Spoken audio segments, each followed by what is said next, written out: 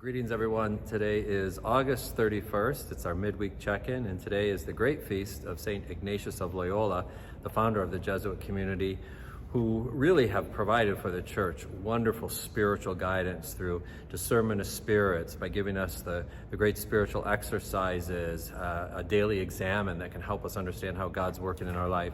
So we're grateful to check in with you today. Father Ryan and I, in the middle of this week, because we're in the middle of the bread of life discourse in the gospel. And if you remember, this past week we heard about the feeding of the 5,000 men, assuming that there would have been women and children, so the multitudes with 12 baskets left over.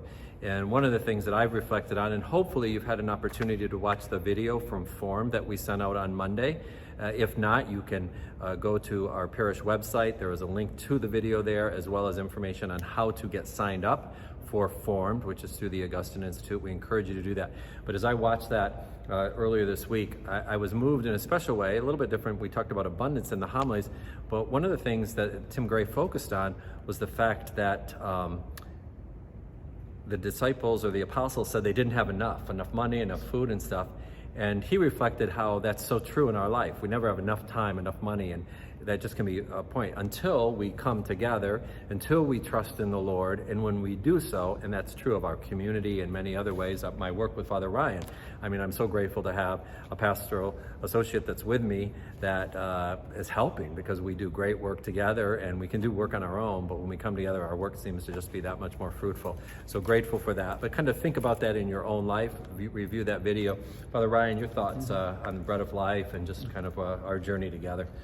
And it's true that we were talking about abundance in the homilies just last weekend, and so often we tend to be concerned about, like what Father was saying about not having enough. I mean, even Moses was concerned, as we hear in the gospel, in the readings this coming Sunday, about how he was concerned about how he was going to feed the multitude and their journey to Sinai. And that's when God blesses them with the manna that comes down from heaven, which is a prefigurement of Jesus, obviously, who is the bread of life come down from heaven. And so even when we have those moments in our lives where we may feel like things aren't exactly as abundant as we wish they were, that God provides us with what we need, not always necessarily with what we want.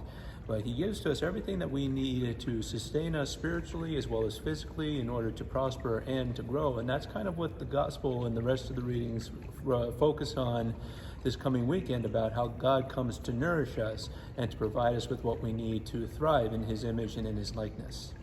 Yeah.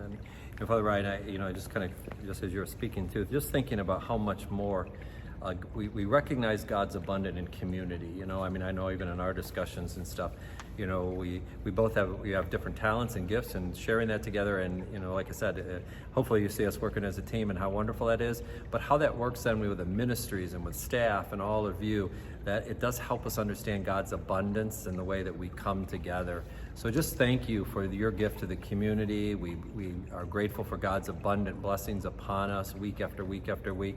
But most importantly, it's the Eucharist. And just a little bit here at 3 o'clock, the Blessed Sacrament will be exposed, and it'll be here out until probably close to 7, because we have the Divine Mercy devotions that begin at 6 o'clock. We encourage you, if you have time today, stop by, sit with Jesus, and just reflect on the abundance of God's love for you and for your family and for this community, which we're just eternally grateful for.